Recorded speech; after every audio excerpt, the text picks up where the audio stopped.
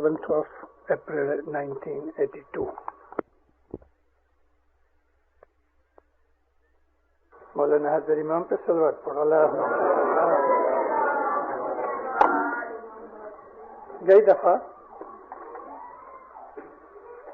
میں نے وہ گنان ادھورا چھوڑا. بہت لمبا گنان تھا, پورا نہ کر سکا. تو آج وہ گنان میں انشاءاللہ پورا کروں گا اور بعد میں تھوڑی بریک کے بعد ہم سوالوں کے جواب کریں گے. تو میں نے لاسٹ ٹائم آپ کو پیر نے جو فرمایا تھا کہ ہماری 21 باتوں میں سے 9 باتیں ہوئی تھیں. اس 9 باتوں کے اندر جو 9ویں چیز تھی وہ 9 نیند تھی, یعنی خدا کی 9 نعمتیں. ان کا میں نے آپ کے سامنے ذکر کیا تھا.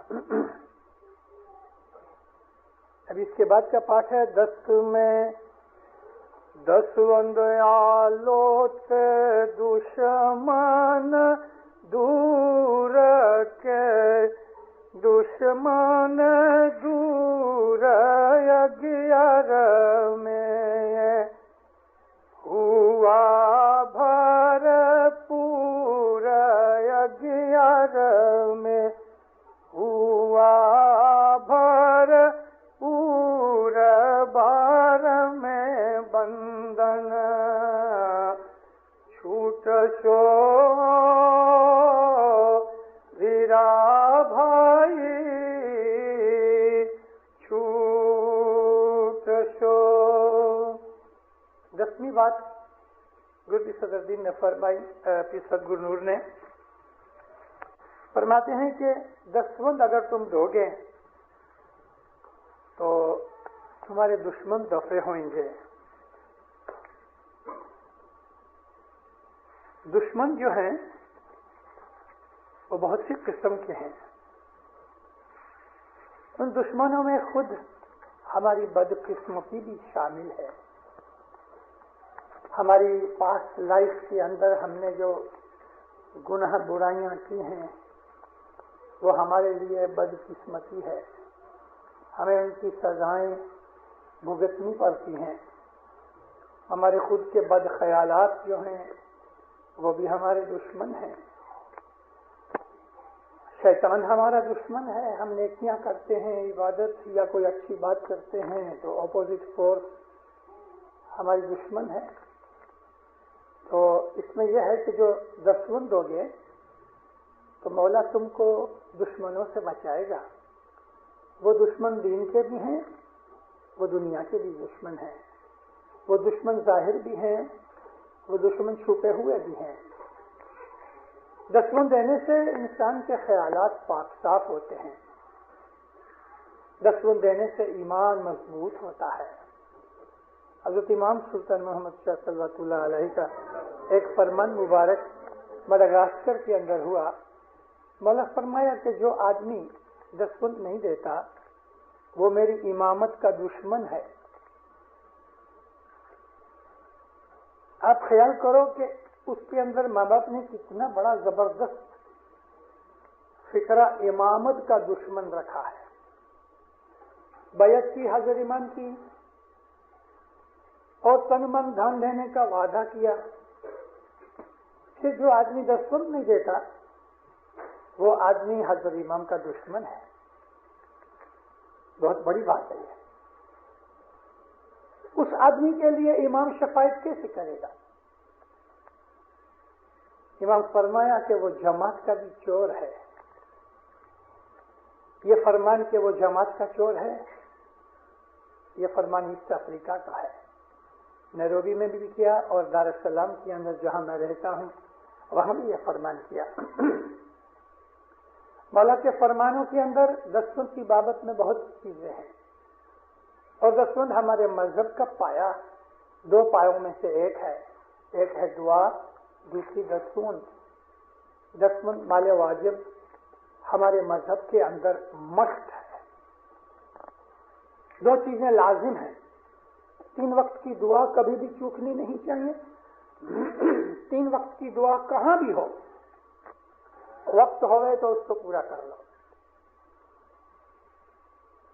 اگر آپ جماعت خانے نہیں پہنچ سکتے تو رستے میں چلتے چلتے، اگر آپ گھر پہ ہو تو گھر پہ، دکان پہ ہو تو دکان پہ، کبھی آپ کا ایسا کام ہے جیسے کہ ریسٹورینٹ کہ آپ اپنی کمائی کے اندر سے، نوکری کے اندر سے، جاب کے اندر سے آپ کام کرتے کرتے ایک جگہ 2 منٹ 4 منٹ نہیں بیٹھ سکتے، تو کم از کم دعا کا 7:30 کا اگر وقت اناؤنس کیا ہے جماعت نے، تو آپ 7:30 بجے جدھر بھی ہو آپ دعا پڑھ لو، اور اگر دعا پڑھنے کا وقت نہیں ملا تو مومنوں اس وقت 7:30 بجے یا 7 بجے یا جو جماعت میں ٹائم نکی ہوا، آپ دعا کو یاد کر لو، اور بعد میں جب بھی آپ کو وقت ملے تو آپ دعا پڑھ لو۔ رات کے 12 بجے تک 2 دعائیں پڑھ سکتے ہیں۔ پہلی دعا جو ہے وہ سورج آسمانے کے اوپر، جس کو ہم مغرب کا ٹائم کہتے ہیں، سن سیٹ کا ٹائم کہتے ہیں، ایسی جگہ سے جہاں کوئی جماعت نہیں ہے، آپ آدھا گھنٹہ پہلے بھی پڑھ سکتے ہو، لیکن جہاں جماعت ہے تو جماعت کا اناؤنس کیا ہوا ٹائم وہ دعا کا ٹائم ہے۔ اسی طرح سے جو 10 ہے وہ ہمارے مذہب کی اوبلیگیشن میں سے ہے۔ یہ 2 چیزیں ہمارے مذہب میں فرض ہیں، باقی کوئی چیز فرض نہیں۔ آپ کا من آئے آپ مہمانی کھٹو، آپ کا من آئے آپ دعا کراؤ، آپ کے اوپر کوئی گناہ نہیں اگر نہ کراؤ تو، آپ کو نیاز نہیں پینی آپ کے اوپر کوئی گناہ نہیں۔ اتنا ہے کہ ان چیزوں کے اندر جو ثواب اور فائدے ہیں وہ آپ کو نہیں ملیں گے۔ بیت الخیال کی عبادت کے اوپر آپ کا دل نہیں چاہتا کہ نہیں میرے کو داخل نہیں ہوتا، کوئی گناہ نہیں، لیکن آپ ایک دفعہ داخل ہو جاؤ گے پھر زندگی بھر اس میں سے نکل نہیں سکتے۔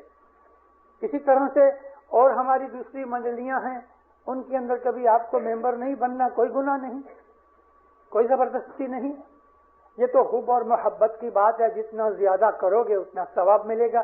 لیکن مذہب کی 2 چیزیں، اس میں سے آپ انکار نہیں کر سکتے، اس میں سے چھوٹ نہیں سکتے، بھاگ نہیں سکتے، کوئی اس کا بہانہ بھی ہم نہیں بنا سکتے، اور وہ ہے 3 وقت کی دعا اور 10 وقت۔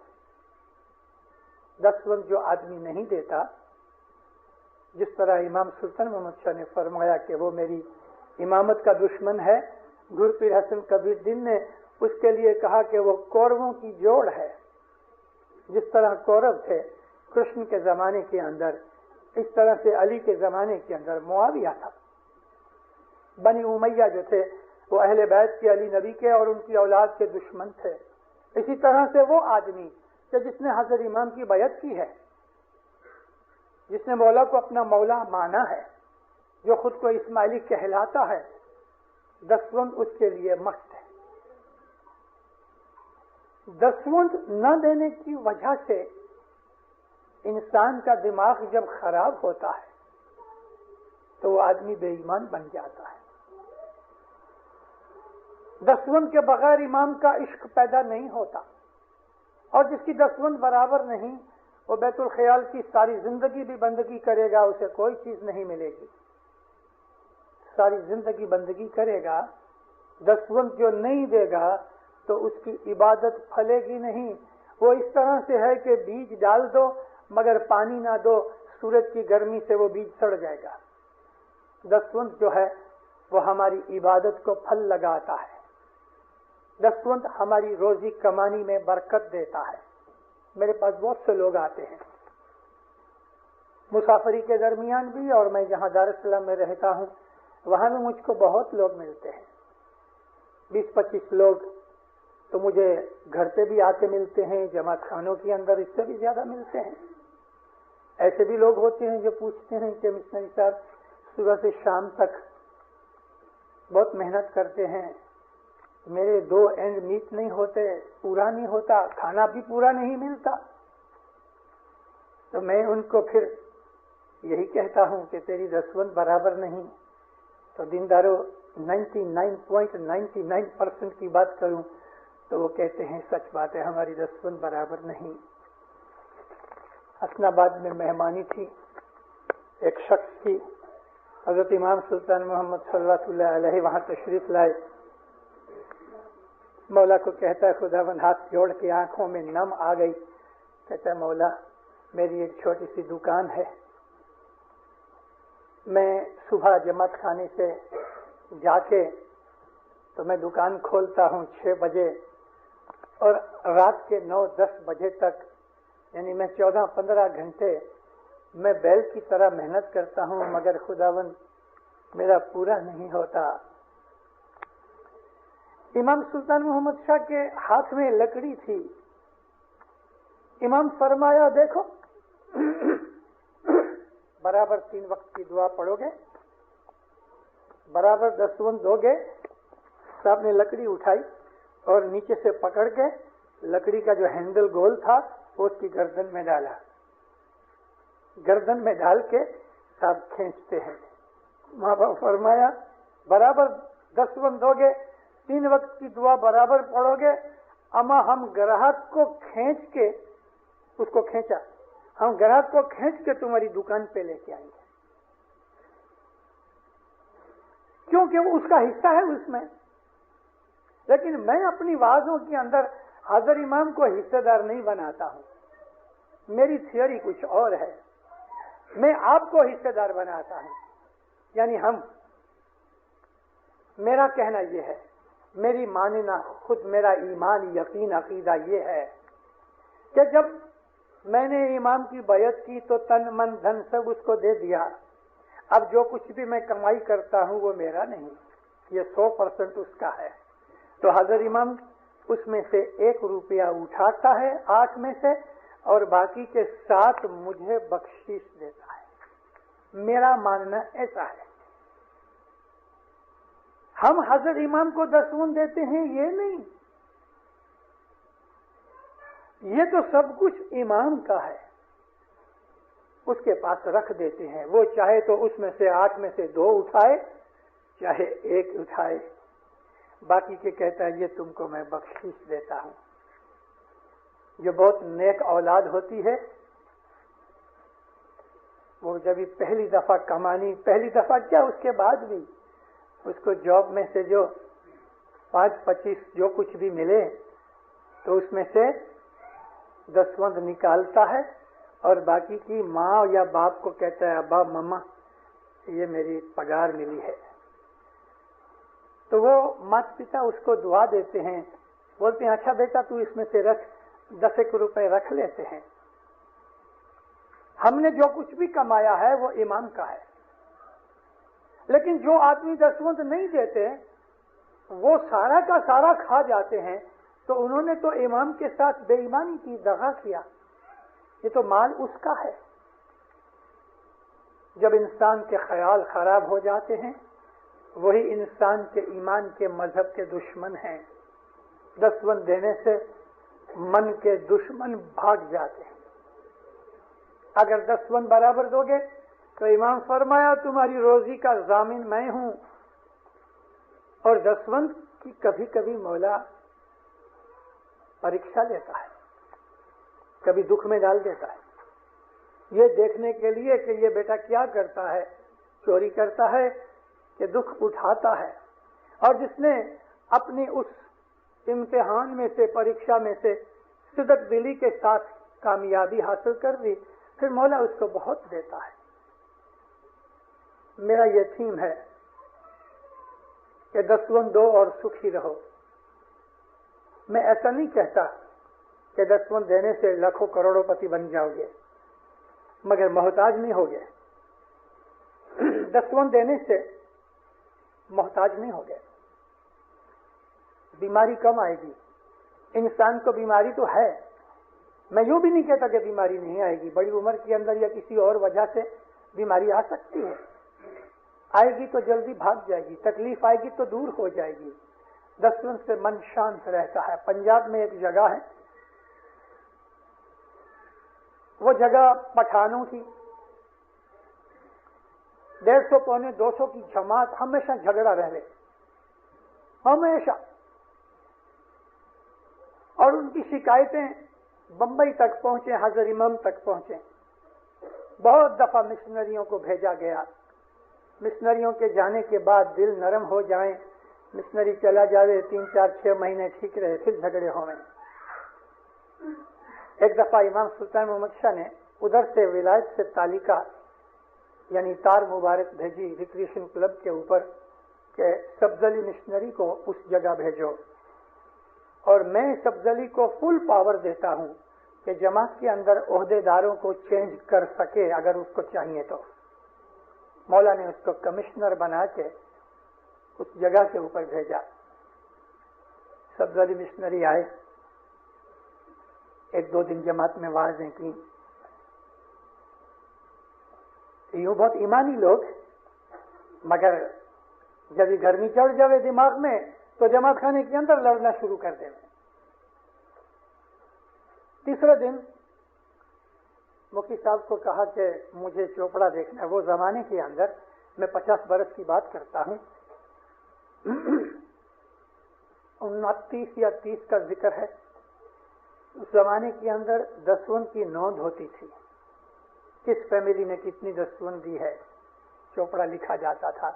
اور وہ چوپڑے بمبئی آتے تھے روا شنکر دل سکھرام کے پاس, جو مولا کا اکاؤنٹنٹ چیف تھا. مکھی نے چوپڑا نکالا تو یہ ساری جماعت کے اندر جو کچھ بھی 30-40 فیملیاں تھیں, ایک ایک فیملی کا اس نے حال پوچھا کہ مفتی صاحب یہ قاسم بھائی ہیں, کیسا آدمی, اس کی آمدنی بزنس کیسا ہے, کہ فلانا بزنس ہے, اس کے پاس خود کا مکان ہے, گھوڑا گاڑی ہے. تو اندازہ کیا کہ ضرور اس کو 500-700 روپے کی آمدنی ہونا چاہیے. خود کا مکان ہے, گھوڑا گاڑی ہے, بال بچے اچھی طرح رہتا ہے. دسوند کتنی ہے, کہ 10 روپے. ٹک مارک کیا. یہ غلام حسین بھائی ہے, اس کا کیا حال چال ہے. تو اس طرح ہر ایک فیملی کا سبز علی مشنری نے حال چال پوچھا, اور اس حال چال کے اندر ان کی دنیاوی حیثیت کے سامنے وہ جب دیکھی اس نے دسوند, تو اس کے اندر خود مفتی صاحب بھی ایسے تھے کہ جو لکھوں پتی تھے مگر دسوند یہی 10-15 روپے تھے. بس اس کو جو نیوز چاہیے تھی وہ اس نے پلس لے لی کہ بھئی یہ پلس کے اندر کہاں ہارٹ کی تکلیف ہے, کہاں لنگس کی تکلیف ہے. 5-6 دن خوب واضح کی, دسوند کے اوپر واضح کی, اور اس کے بعد اس نے اپنی وہ اتھارٹی جو امام نے دی تھی اس نے بعض آفیسروں کو چینج کیا, اور اس کی جگہ غریبوں کو مگر دسوندی تھے اپوائنٹ کیا. مولا کو اس نے اپنی رپورٹ بائی ٹیلی گرام بھیج دی, دعا آسیس بھیج دی اور اپروو کیا. کوئی مہینہ جھگڑے کے بغیر خالی نہیں جاتا تھا. 1 برس ہوا کوئی جھگڑا نہیں ہوا. مولا جب بمبئی آئے تو سبز علی کو پوچھا کہ تم نے وہاں فلانی جماعت میں کیا کیا, اس کے بعد کوئی جھگڑا نہیں ہوا. کہتے خداوند جماعت کے سب آفیسر تھے وہ بے دسوندی تھے, اور میں نے غریبوں کو رکھا مگر دسوندیوں کو رکھا. جہاں دسوند ہے وہاں ایمان کی محبت ہے, ڈر ہے, وہاں حلیمی ہے, وہاں نرمی ہے, وہاں امام زمان کی خدمت کا سودا ہے, وہاں انسان کی کوئی بڑائی نہیں. تم دسوند دو گے تو چور بھاگ جائیں گے, دشمن دفع ہو جائیں گے. اور 11ویں جو پگتھی ہے وہ پیر صدگر نور فرماتے ہیں کہ یہ ہے کہ تم بھرپور ہوگے.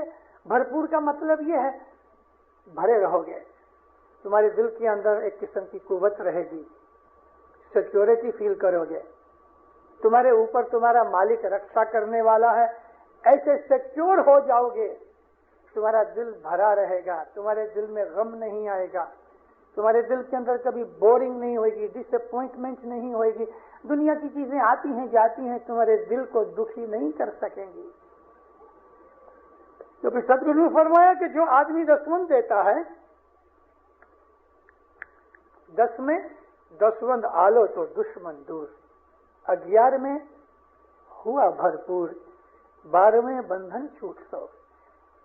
12ویں پیڑھی یعنی سیڑھی, پگتھی, درجہ کچھ بھی کہو, وہ 12ویں نصیحت یہ ہے کہ اس کی پھر تمہیں مولا کی طرف سے جو برکت ملے گی تو یہ ہوگا کہ بندھن دور ہو جائیں گے. کون سے بندھن؟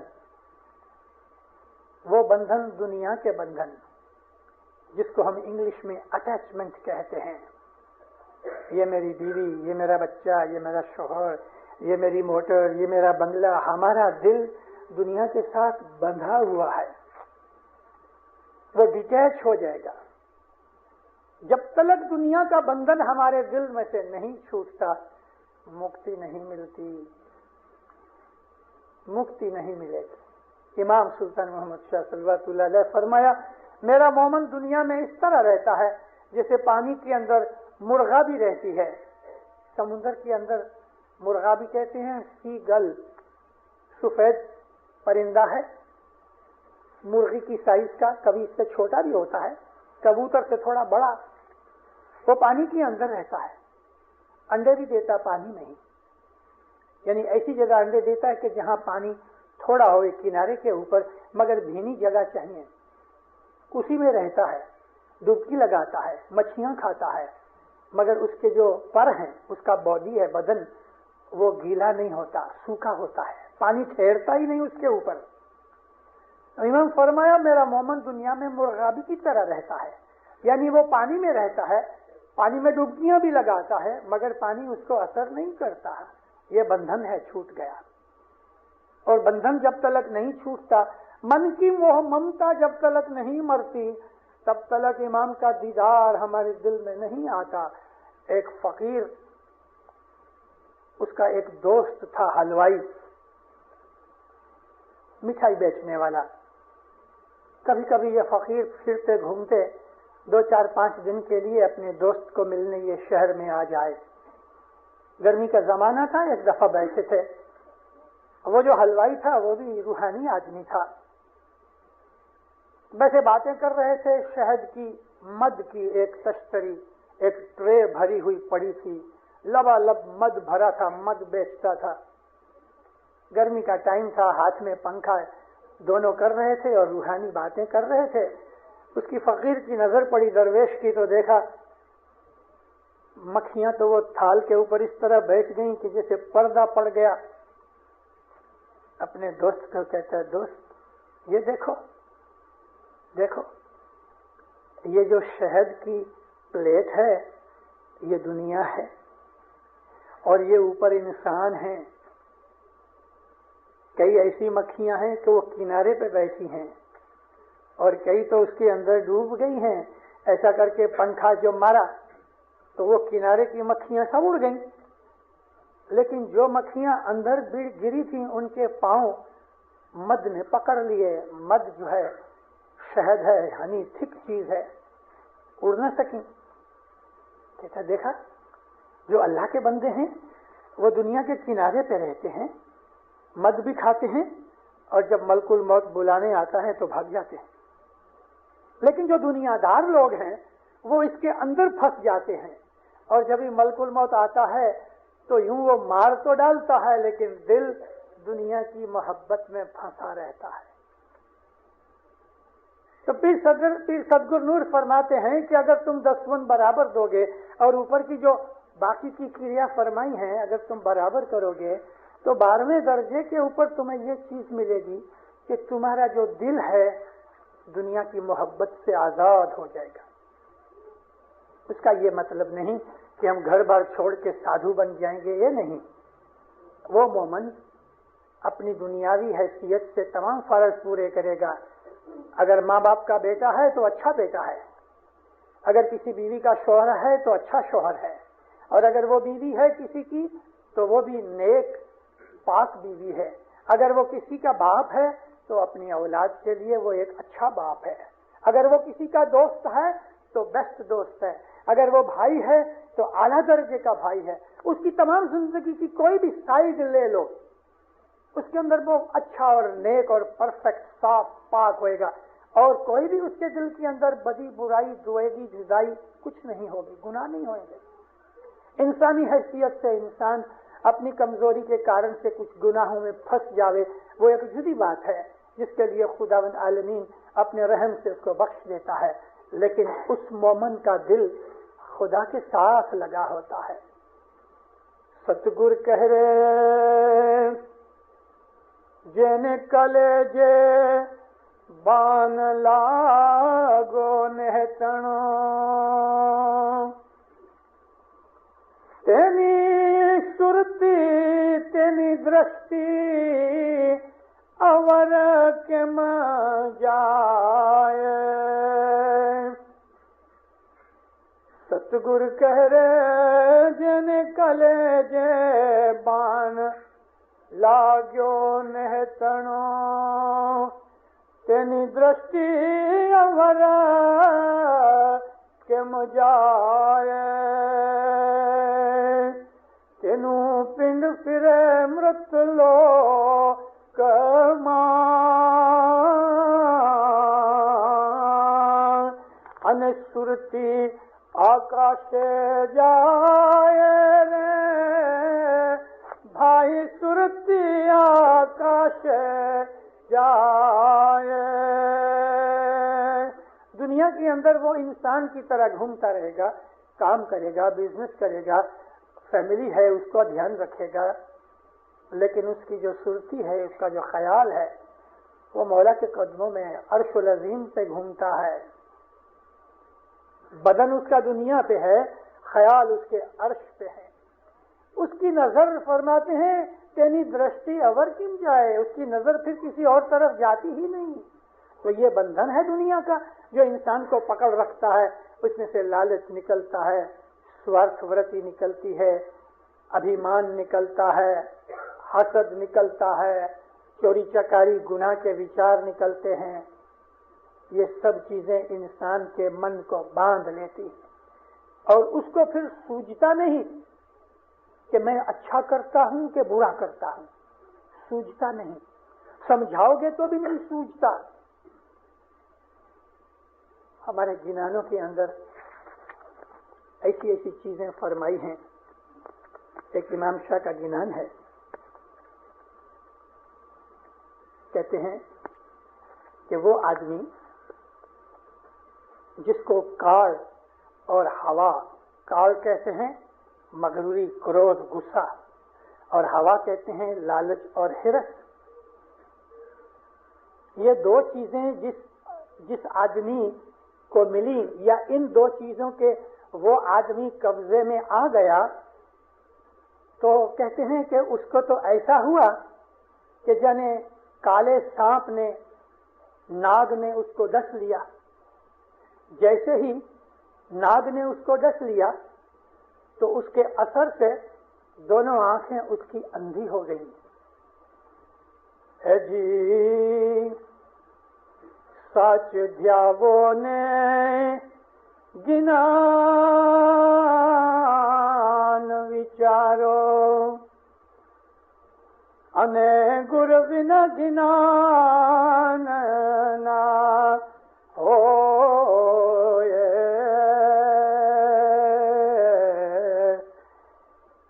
मूर्ख लोक मरम ना जानियो ते कारणे करनी खोए।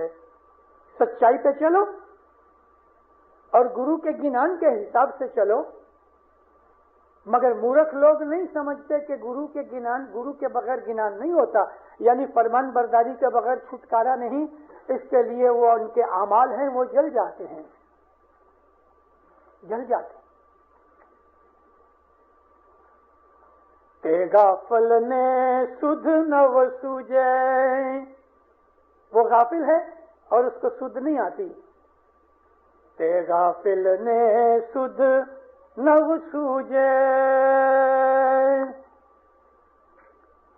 और फिर कहते हैं कि उस आदमी को काल हवा ने दबा लिया, और जैसे ही काल हवा ने दबाया तो जने सांप ने डसा। तेने काल हवाए दाबियो, तेने डसियो ते कालो नाग। जी नाग دسیو تینے زہر چڑھیو تے تو بے آنکھیں آندڑو ہوئے ایتیاں لاکھوں گروڑی آوی ملے پن ستگور ونا زہر نہ جائے. اس آدمی کو جیسے ہی ناگ ڈس لے رہے تو آنکھیں اندھی ہو جاتی ہیں. دنیا کی موہ ممتا لالچ، دنیا کی بڑائی انسان کے دماغ میں جب گھس جاتی ہے پھر جنان نصیحت اس آدمی کے اوپر اثر نہیں کرتے. وہ مورخ ہے، وہ خود کو ہوشیار سمجھتا ہے اور اپنے مرشد کو کمزور سمجھتا ہے. مرشد کے فرمانوں میں، مرشد کی ہل چال کے اندر غلطیاں ڈھونڈتا ہے.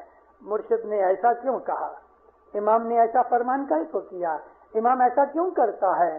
اس آدمی کے دل کے اندر اندھیرا پیدا ہو. تو جب انسان کی یہ حالت ہوتی ہے پھر آپ اس کو نصیحت کرو تو پھر فرماتے ہیں کہ اس کو وہ نصیحت کام نہیں آتی.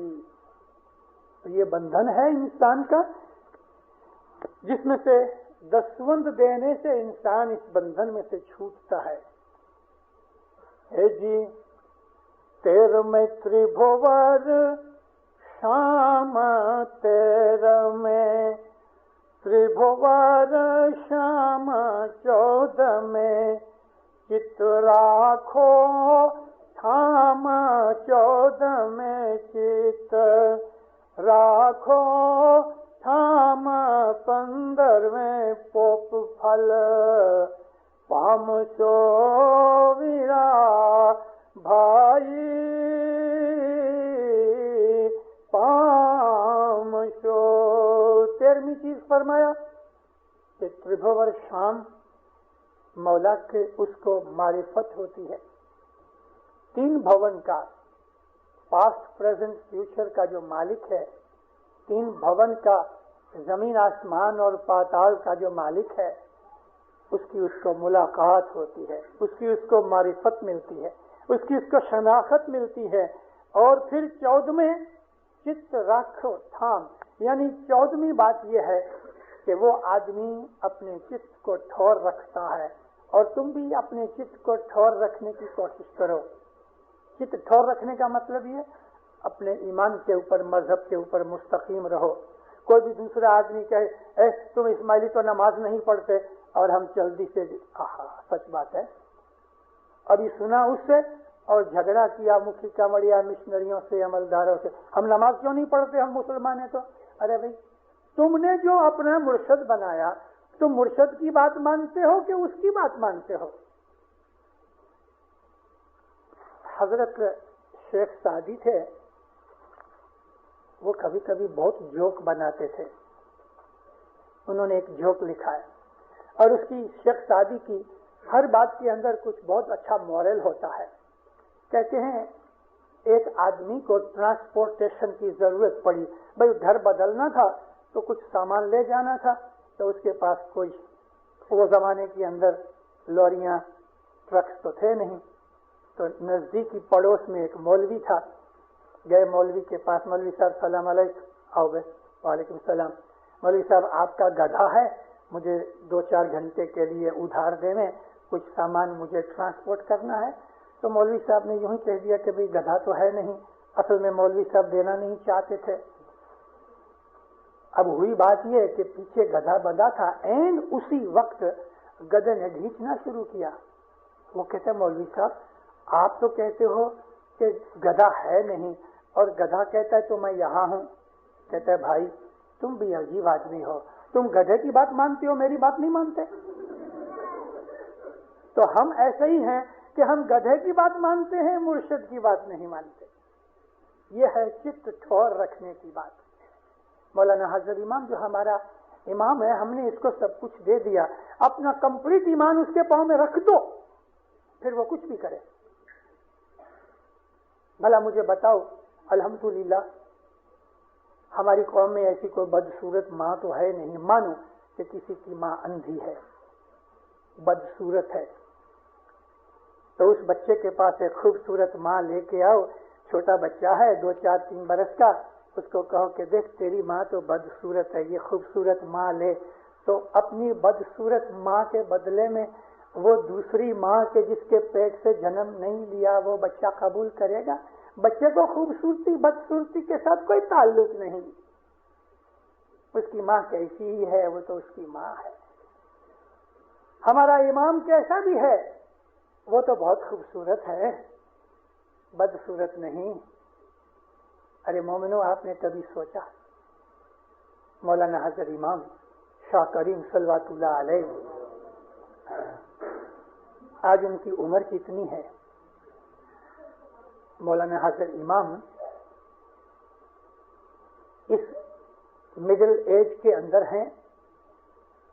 دنیاوی نظر سے اگر سب سے زیادہ مالدار نہیں تو دنیا کے ٹاپ گریڈ کے مالداروں میں مالدار ہے، پڑھا لکھا ہے، خود کا بے حساب بزنس ہے، کسی کی پرواہ نہیں. پھر ہمارے لیے وہ اتنی تکلیفیں اٹھاتا ہے، کاہے کو؟ کیا ضرورت پڑی؟ یہ کھوجا پالیٹکس کی کٹ کٹ کے اندر اس کا سر دکھاتا ہے، کاہے کو؟ چھوڑ دے، بیٹھا رہے آرام سے، کھائے پیے، خود کا پلین ہے، موٹر گھومے، عیش کرے دنیا کے اندر. لیکن نہ رات کو نیند اچھی طرح کرتا ہے، نہ وقت پہ کھانا کھاتا ہے، اور کتنے ہمارے لیے تکلیفیں اٹھاتا ہے. کیونکہ وہ سچا ہے، وہ نور ہے، وہ حق ہے، وہ ہمارا امام مالک کوئی دنیاوی لالچ کے حساب سے بنا ہوا نہیں. تو ٹھیک ہے حضرت امام بہت مالدار ہے، خود ہمارے پیسے سے نہیں. وہ ایک گھوڑا دوڑاتا ہے تو لاکھوں مل جاتے ہیں، ایک گھوڑا بیچ دیتا ہے تو لاکھوں مل جاتے ہیں. ہمارے پیسے کی محتاجی اس کو بالکل نہیں، اور ہمارا پیسہ تو وہ لیتا بھی نہیں، جماعت کے اوپر ہی خرچ کر دیتا ہے، اور پھر بھی وہ پیسہ پورا نہیں ہوتا تو کھیسے میں سے دیتا ہے. اگر حضرت امام مولا علی کے زمانے کی طرح قریب ہوتا تو آج تو ہمارے میں سے بہت سے لوگ بے ایمان ہو جاتے. مگر زمانے کے حساب سے امام اپنی حالت بناتا ہے.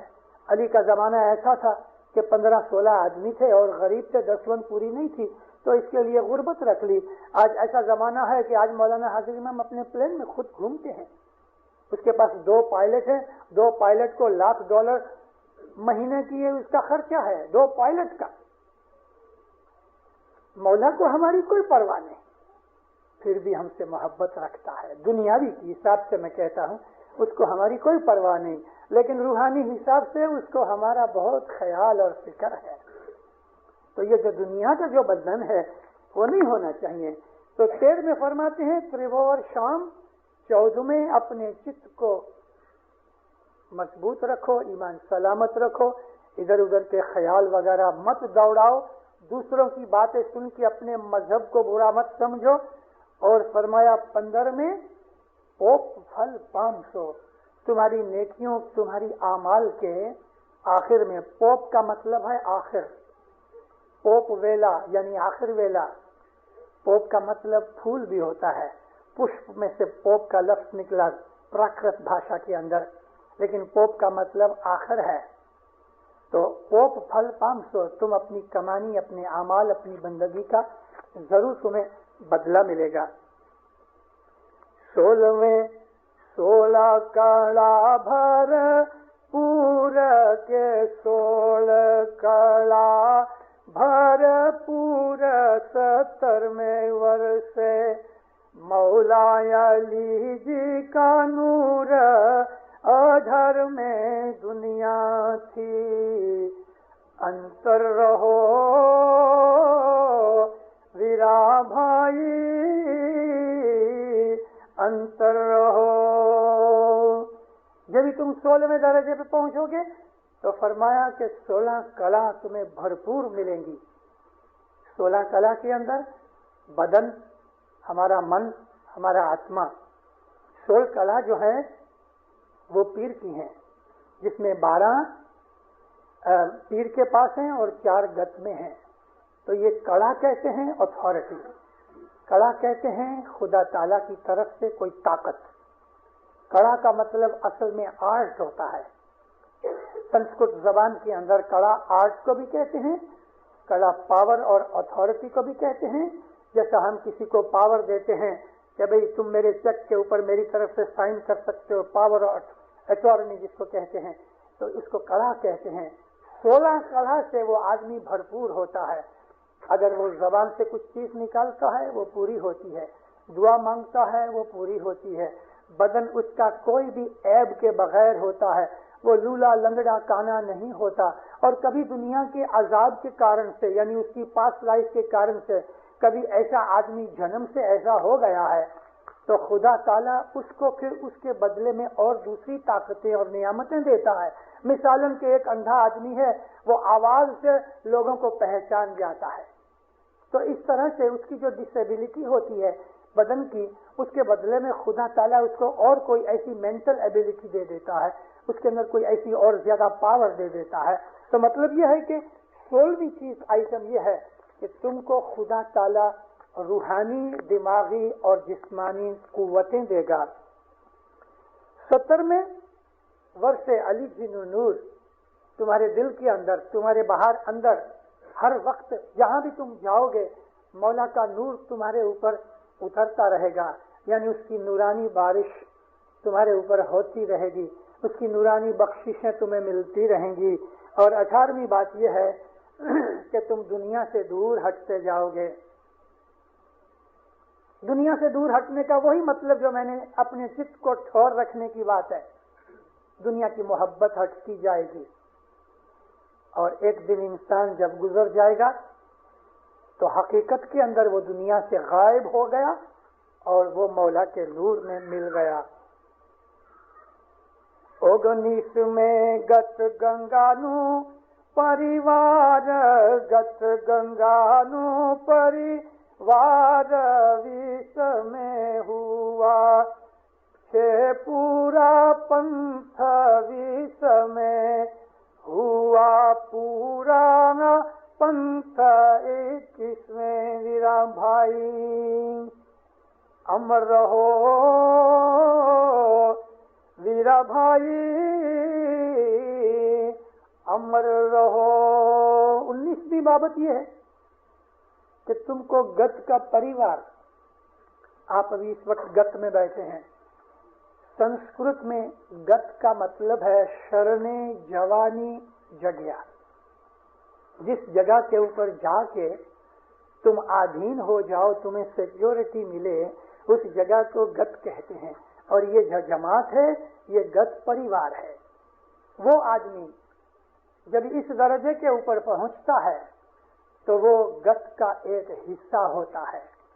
गत परिवार के अंदर मतलब यह है कि जिस तरह जाहिर में सुबह शाम जमात खाना और गत मिलती है, मगर दीनदारों 24 घंटे उसके दिल के अंदर गत जुमले जमात का वासा होता है. वो एक लहजा भी बाहर नहीं और जमात के साथ है. और उस आदमी का दर्जा एक कंप्लीट गत की तरह है, क्योंकि फरिश्ते और रूहानियां उसकी मुलाकात करती हैं. 20 में हुआ पूरा पंथ. 20वां दर्जा, 20वीं बात यह हुई कि अब तुम्हारा मजहब, तुम्हारी जो ड्यूटी थी, तुम्हारा रास्ता जो था, तुम्हारी मंजिल जो थी, वो नजदीक आ गई और तुम्हारी मेहनत पूरी हुई. 21 में वीरा भाई अमर रहो. जिंदगी के अंदर भी तुम इस दर्जे के ऊपर पहुंच सकते हो कि तुम्हारा रूह है वो अमर स्थान के ऊपर जाए.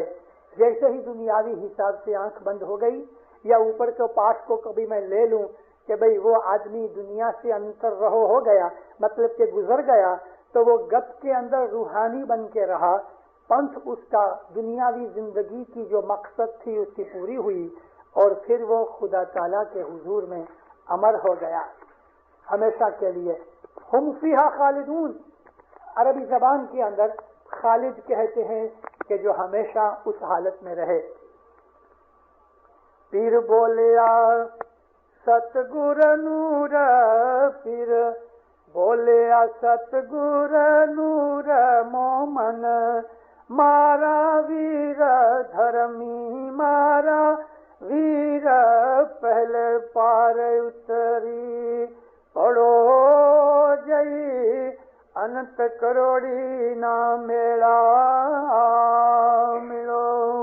गुरपीर सतगुरु नूर फरमाते हैं कि ऐ मेरे मोमन भाई, इस 21 स्टेप्स पूरे करके, 21 दर्जे पूरे करके या 21 हालतों में से निकल के तुम उस दर्जे के ऊपर पहुंचोगे कि जहां जाके तुम्हारी तमाम दुख तकलीफें, फर्ज, ड्यूटियां, तुम्हारी राह, तुम्हारी मंजिल सब पूरी हो गई।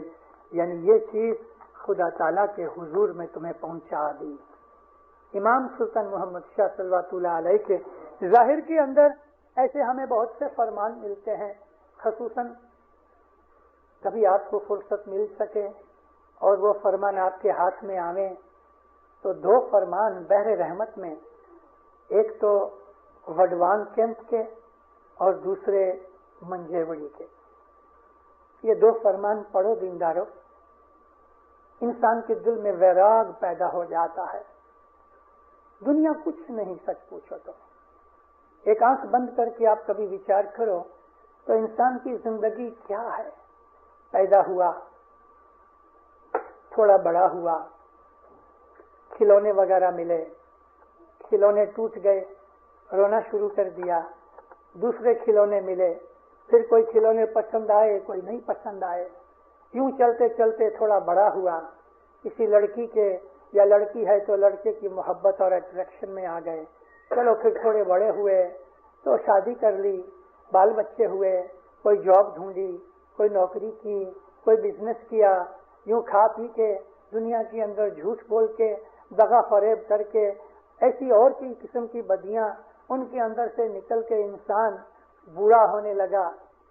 बूढ़ा होने की निशानियां एक एक करके दांत निकलने लगे, कभी पांव दुखता है, कभी पीठ दुखती है, नजर कमजोर हो गई, कान सुनने से कम हो गए, छोटी छोटी कोई बीमारी लग गई, कोई हार्ट डिजीज हो गया, कोई डायबिटीज आ गई, दम की बीमारी आ गई।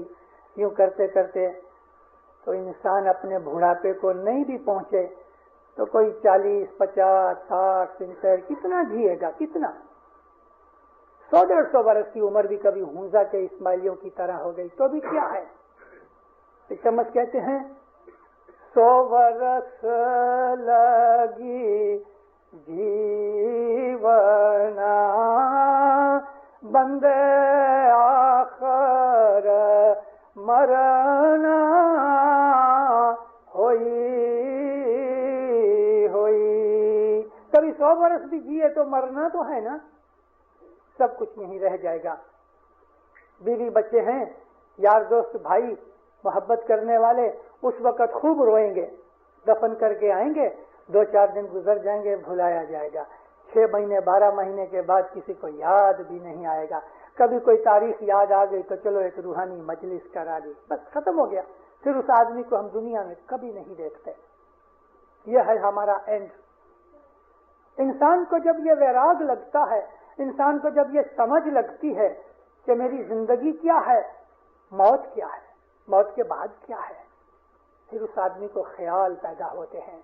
इमाम सुल्तान मोहम्मद शाह के ये जो 2 फरमान, 2 जगहों के फरमान हैं, वो बहुत पढ़ो दीनदारों, आपको उसके अंदर बहुत ज्ञान मिलेगा। वडवान कैंप और मंजेवड़ी के फरमान।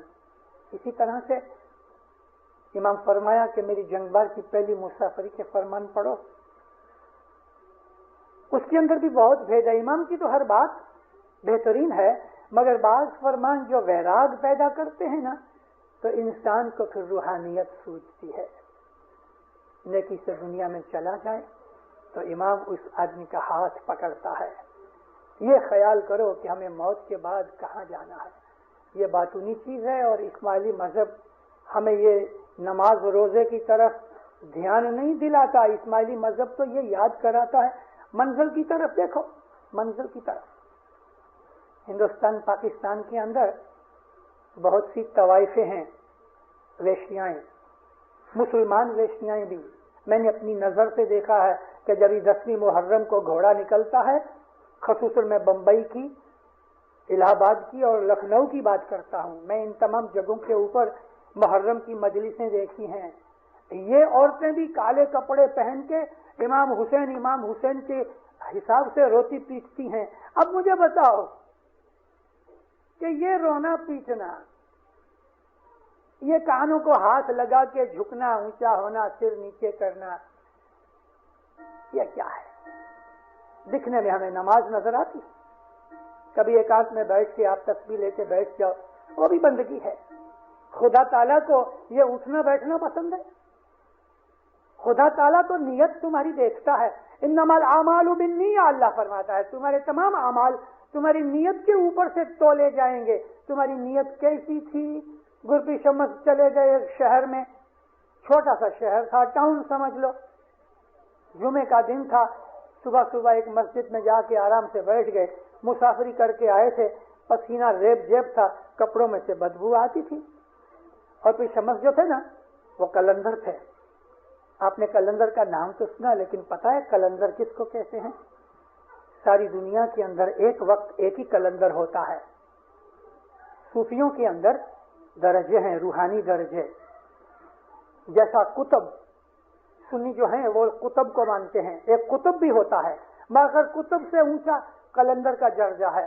کبھی کبھی دنیا کے اندر دو قطب ہو سکتے ہیں، لیکن قلندر ایک ہی ہوتا ہے. یہ سمجھ قلندر تھے صوفیوں کے. مور کا پر لگایا ہوا تھا، اپنی گدڑی، کمبل اور وہ ایک جو تھیلی تھی کپڑے کی جس کے اندر سارا سامان تھا، وہ سوٹ کیس تھا، وہ لے کے مسجد میں آ کے بیٹھے. بدبو آتی تھی.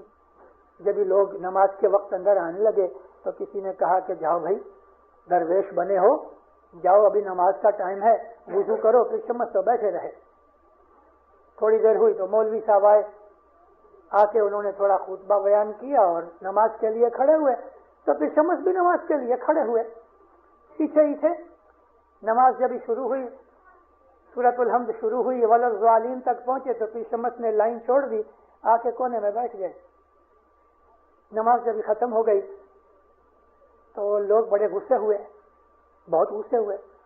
تو کافر ہے، تو کیسی جات کا بدرویش ہے، تو مسلمان نہیں، تجھے پتا نہیں، آدھی نماز میں سے نکل آیا. کہتا دیکھو بھائی گڑبڑ مت کرو، مولوی نے جتنی نماز پڑھی اتنی میں نے پڑھی، تو نکل گیا ادھر سورۃ الحمد کے بعد، اور باقی کی نماز تو کتنی لمبی باقی تھی، تو نے تو آدھی رکعت بھی پوری نہیں کی.